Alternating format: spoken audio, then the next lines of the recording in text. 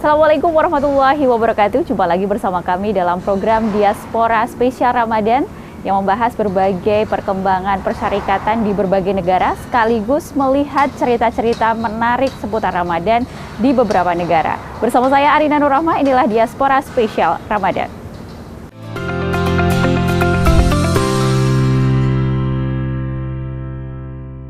Baik pemirsa, kita sudah bersama dengan Koordinator Sosial Media PCIM Belanda dengan Mas Dikman Maheng. Langsung saja kita sapa. Assalamualaikum Mas Dikman.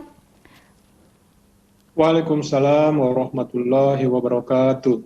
Baik pemirsa, Mas Dikman ini merupakan pelajar yang sedang menempuh PhD selama dan juga sudah tinggal selama 5,5 tahun di Belanda. Dan bagaimana kondisi Belanda saat ini, Mas Dikman? Kader-kadernya dan selama pandemi ini kondisinya seperti apa? Bisa diceritakan ke kami?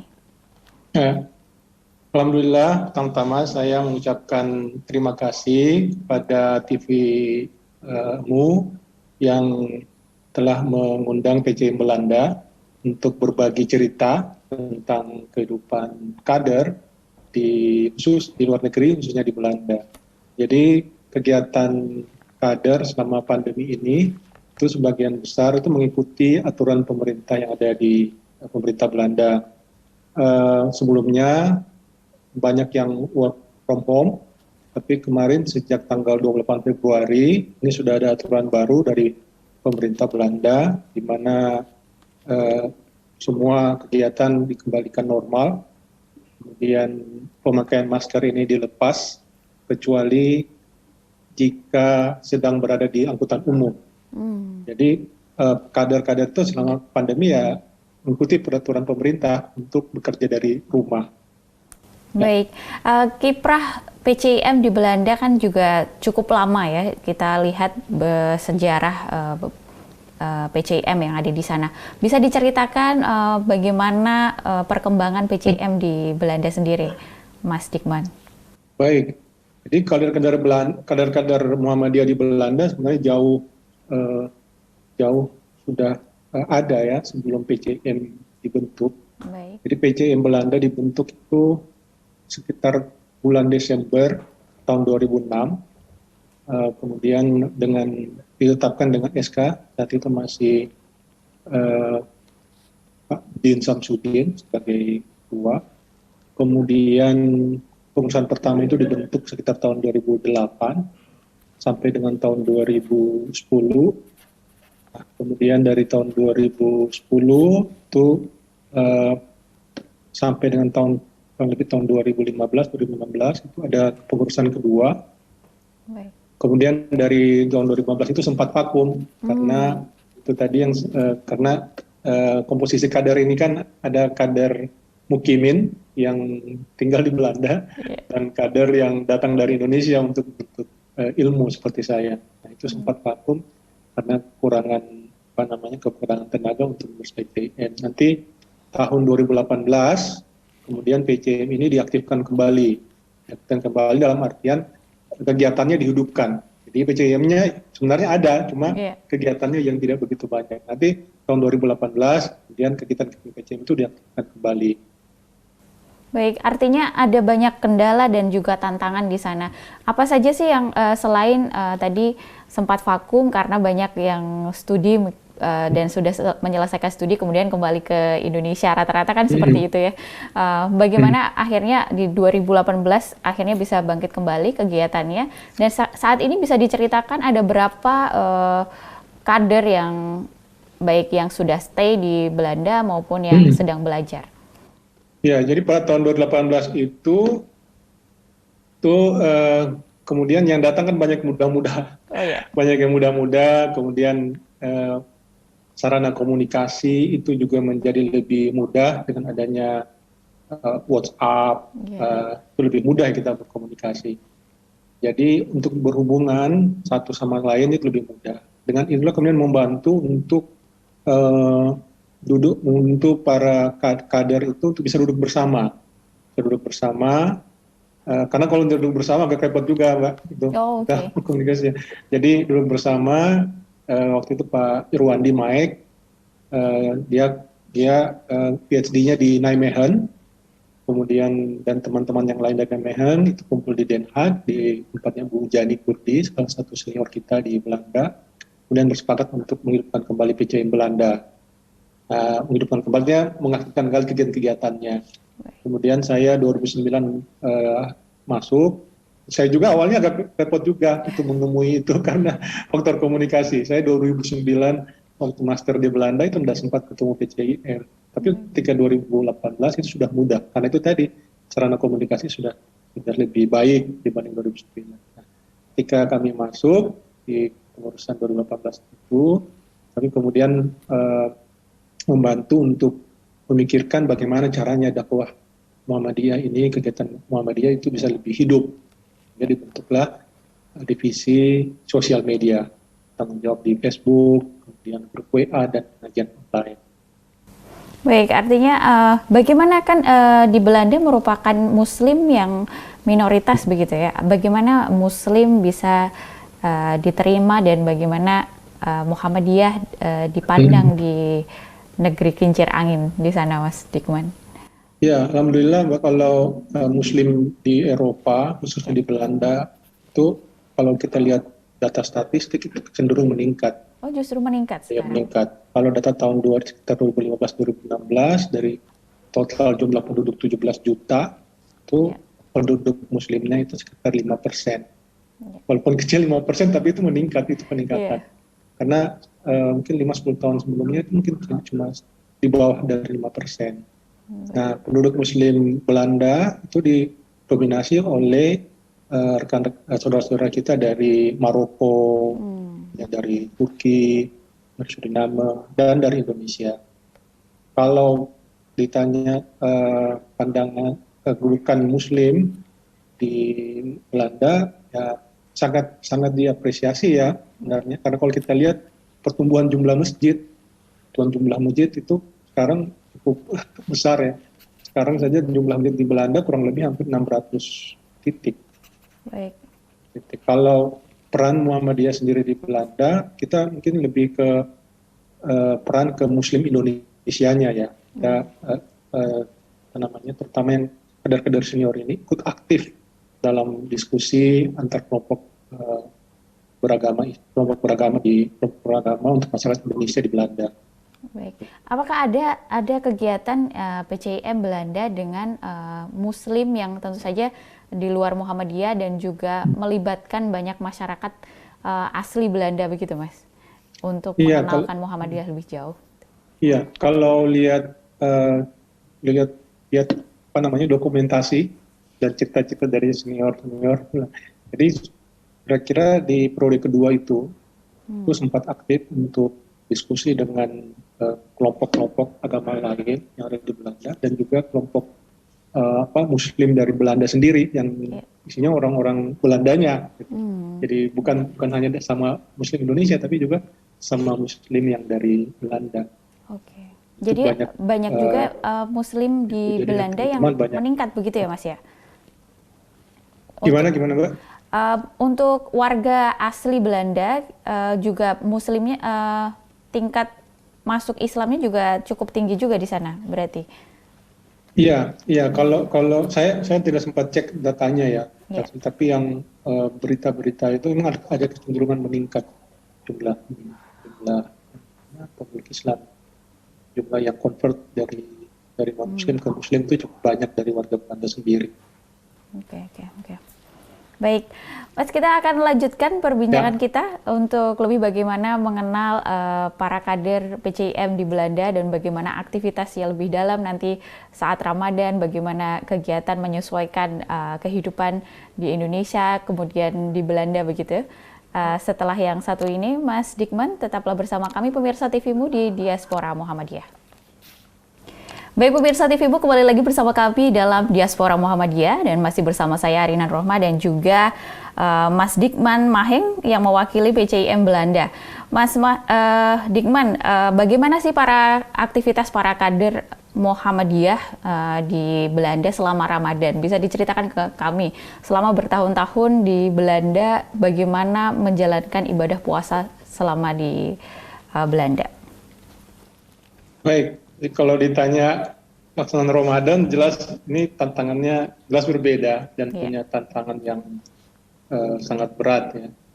Eh, Apalagi kalau Ramadannya itu bertepatan dengan musim panas, Wah. mana waktu siangnya lebih panjang. Kebetulan Kira-kira berapa kami jam Mas puasa di sana? sampai 20 jam, Mbak. Wow. Ya, Ya. jadi bisa buka puasanya itu maghribnya itu sampai pernah jam 10 seperempat malam. Dan sahurnya itu jam imsak jam 3 subuh. Hmm. Musim panas, jadi cukup panjang. Jadi memang itu sebuah tantangan tersendiri juga buat kaum muslimin dan kadar karena di hari biasa kan kita tetap harus melaksanakan aktivitas di biasa. Tidak ada, kalau di Indonesia kan ada pengurangan jam kerja. Iya. Kalau di sini kan kita tidak apa namanya, tidak ada pengurangan jam kerja, jadi tetap beraktivitas seperti biasa. Baik. Lihat seperti hari-hari lain luar Ramadan. Untuk mendapatkan makanan halal sendiri begitu kan? Kalau di Ya, Indonesia kan kita Ramadan penuh dengan takjil yang kita bisa memilih macam-macamnya. Kalau di Belanda seperti apa? Apakah sunyi saja? Tentu saja pasti sangat berbeda dengan Indonesia dengan negara-negara lain begitu. Bisa iya. dijelaskan? Kalau pengen takjil, solusinya dua. Pertama itu nungguin apa namanya jadwal buka puasa dari kedutaan. Itu pasti. Oh, jadi Ya, kalau kedutaan Belanda sering membuka untuk buka puasa ya, bersama begitu? biasanya ada. Gitu. Tahun-tahun yang sebelum-sebelumnya ada. Kalau sekarang pandemi kan mungkin. Ya. Kalau kemudian di Masjid Al Hikmah Den Haag, nah itu juga ada yang dikelola oleh KBRI, itu juga ada. Jadi perlu perlu juga saya informasikan di Belanda ini Muslim Indonesia juga punya ada beberapa masjid. Jadi di Den Haag ada satu yang dikelola oleh KBRI, kemudian di Amsterdam juga ada dua. Jadi kalau takjil itu ya kalau mau cari takjil ya ke situlah ke masjid-masjid Indonesia atau ya buat sendiri. Tuh. Tapi ya perlu usaha. Tapi bahannya ya mudah kok didapat Pak kalau di Indonesia. Di Belanda bahannya mudah didapat.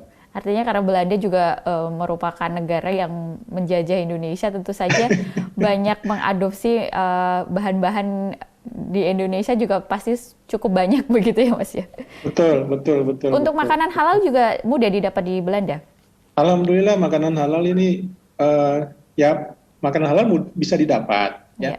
bisa didapat karena warung Padang itu kita kan standar halal kan warung Padang. Oh iya.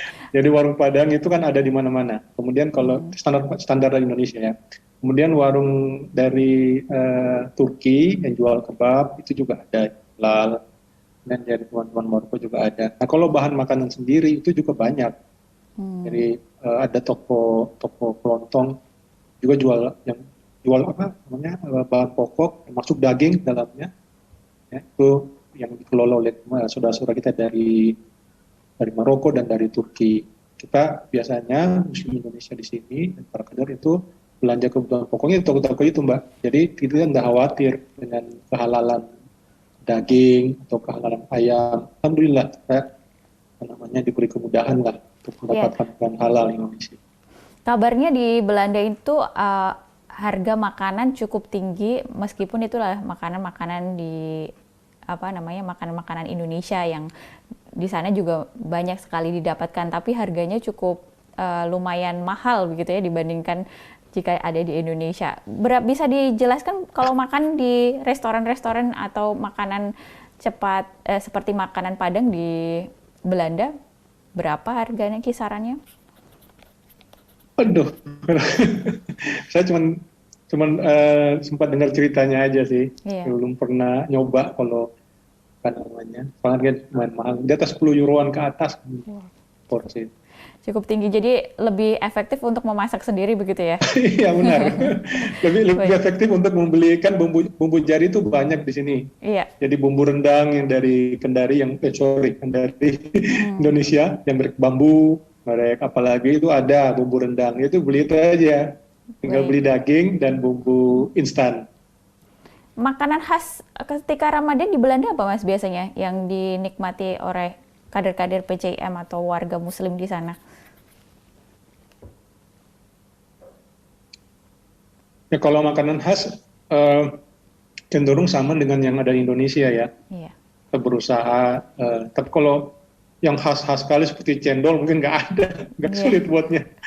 Buat Jadi kalau apa di yang namanya kalau negara, di Jogja itu. ya kalau di negara lain Dawet, kemarin, beli dawet mungkin repot.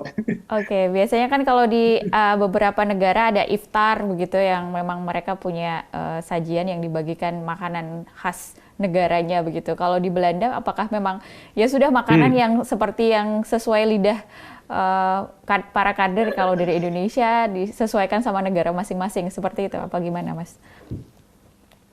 Oh iya, kalau pengalaman saya dan pengalaman teman-teman dan senior-senior di sini yang saya cerita, ya diusahakan sedekat mungkin dengan masakan yang ada di Indonesia. Jadi makan malam akan ada ayam goreng atau sup atau soto, kira-kira seperti itu, Mbak. Oh baik, karena juga bahan-bahannya mudah didapat ya Mas ya. Iya. Kali ini ada tips nggak Betul. untuk para kader atau para kader Muhammadiyah yang mungkin nanti akan belajar ke Belanda atau ingin menetap di Belanda? Apa sih tips-tips yang harus diperhatikan ketika menjalankan Ramadan dan juga menjalankan kegiatan-kegiatan di Belanda? Oh, kalau tips sih, saya lebih ke ini, tipsnya itu manajemen waktu yang pertama. Karena ini sangat kayak budaya tepat waktunya sangat tinggi. Jadi itu juga yang perlu diperhatikan. Kemudian yang kedua, karena kita di Belanda ini ada 4 musim, sehingga waktu sholat itu bisa berubah-ubah. Oke. Kalau musim panas, maghribnya bisa pukul 10 malam dan isanya pukul setengah 12 malam betul sekali. Atau sebaliknya, ketika winter, maghribnya bisa jam 5 sore, jam setengah 5 sore. Jadi itu selalu memperhatikan waktu. Baik, jadi Dan yang kedua terkait makanan itu juga perlu memperhatikan asupan gizi. Gitu. Jadi bahan makanan ke Indonesia itu banyak. Tapi kalau saya berusaha sebisa mungkin tidak tergantung. ya. Jadi selama di Belanda saya kalau sarapan pagi makan roti, keju, susu. Nanti balik ke Indonesia baru kembali makan nasi untuk sarapan. Baik. Mas Dikman, selama hidup 5,5 tahun di Belanda, apa saja sih yang dirasakan gitu untuk pas awal berada di sana, shock culture, mungkin merasakan shock culture, apa saja yang harus dilakukan begitu? Ya, kalau saat-saat pertama ya, dan ini saya kira bukan merupakan sesuatu yang sulit bagi kader-kader Muhammadiyah. Ya. Saya alhamdulillah tidak merasakan apa yang dinamakan dengan shock culture itu. Dan mungkin tempaan-tempaan di Muhammadiyah ini yang cukup berat, keras. Jadi lebih mudah untuk beradaptasi. Saya kira itu. Jadi kembali ke pertanyaan sebelumnya, diperhatikan saja karena tepat waktu itu yang paling penting, kemudian menjaga asupan gizi, karena kalau dua itu sudah tidak bisa kita penuhi agak repot. Jadi kalau shock culture kayaknya saya alhamdulillah ya Pak, alhamdulillah tidak sempat merasakan itu. Cuma yang sempat kaget saja itu perbedaan waktu yang cukup besar antara Indonesia dan Belanda. Jadi kalau kan selisih 6 jam, 6 sampai 7 jam ya. Jadi kalau terutama bagi yang mau datang ke sini bawa keluarga, nah itu mesti mikir-mikir. Karena kalau di sini jam 6 pagi, di Belanda jam 6 pagi, berarti di Indonesia sudah pukul 12 siang. Jadi jam 12 malam, jam 10 malam di Belanda, di Indonesia mungkin baru jam 4 subuh. Jadi komunikasinya agak repot. Di sini baru mau tidur, Indonesia baru bangun. Di sini bangun, Indonesia udah masuk kantor, udah makan siang.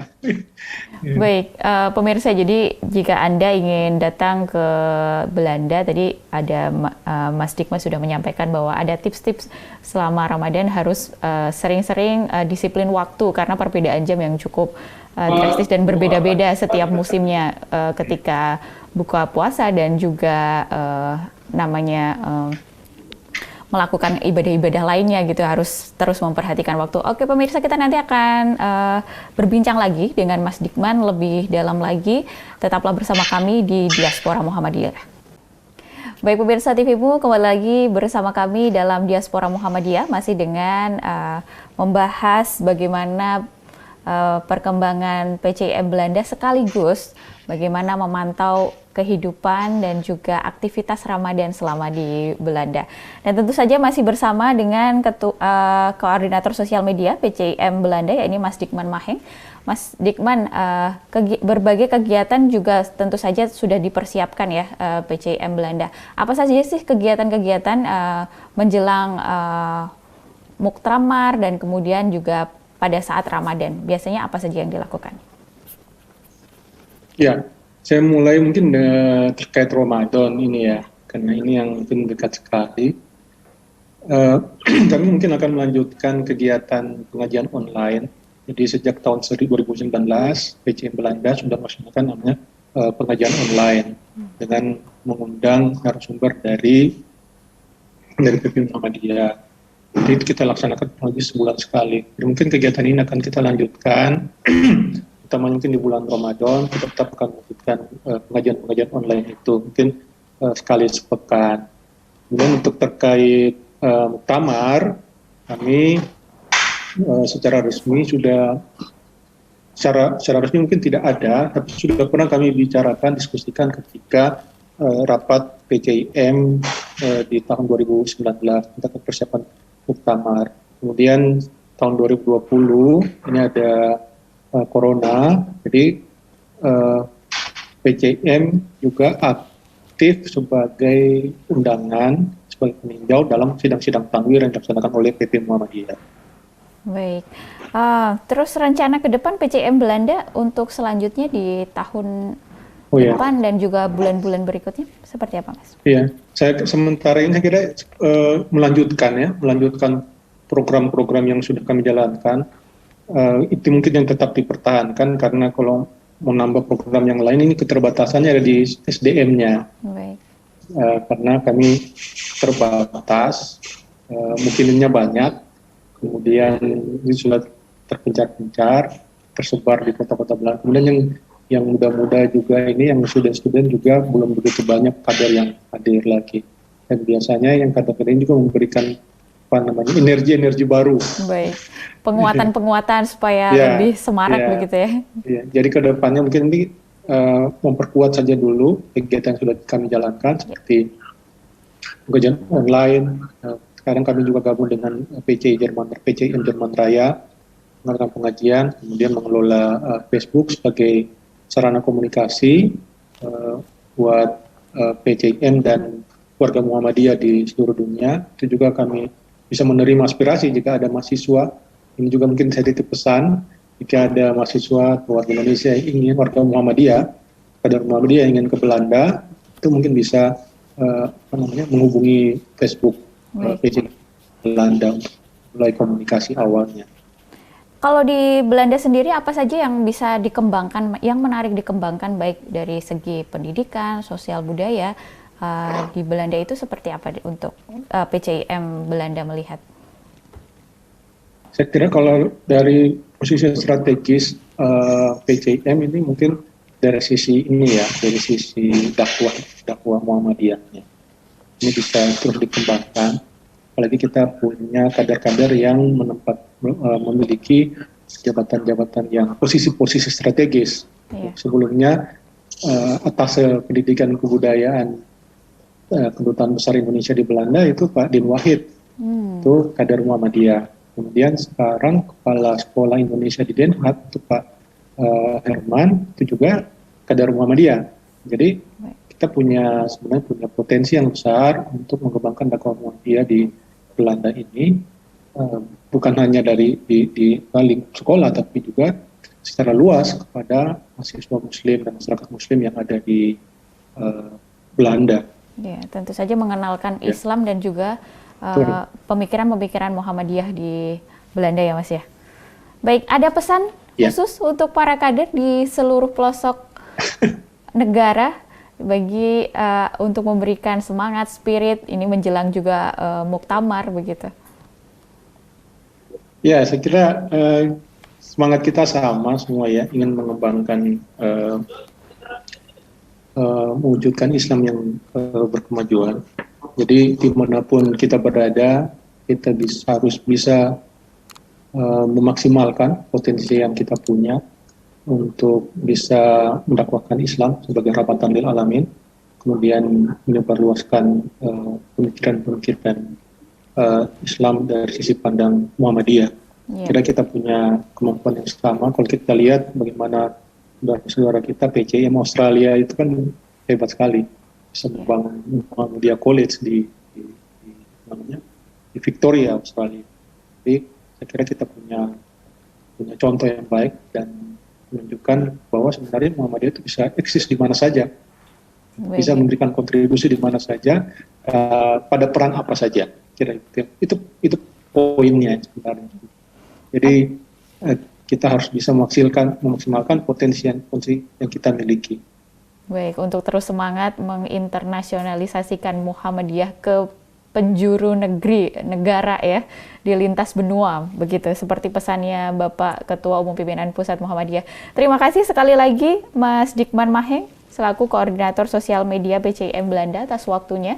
Semoga sehat selalu dan semoga PCIM Belanda terus semangat mengemban amanah dari Pimpinan Pusat Muhammadiyah dan terus berkiprah untuk Muhammadiyah tentu saja dan untuk negeri bahkan juga Muslim sendiri ya.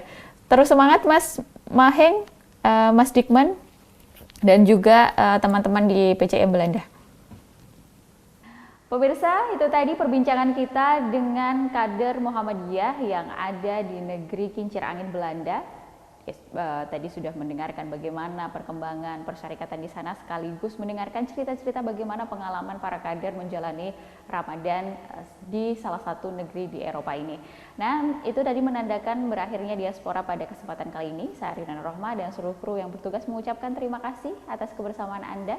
Selamat menjalankan ibadah puasa dan wassalamualaikum warahmatullahi wabarakatuh. Sampai jumpa di diaspora selanjutnya.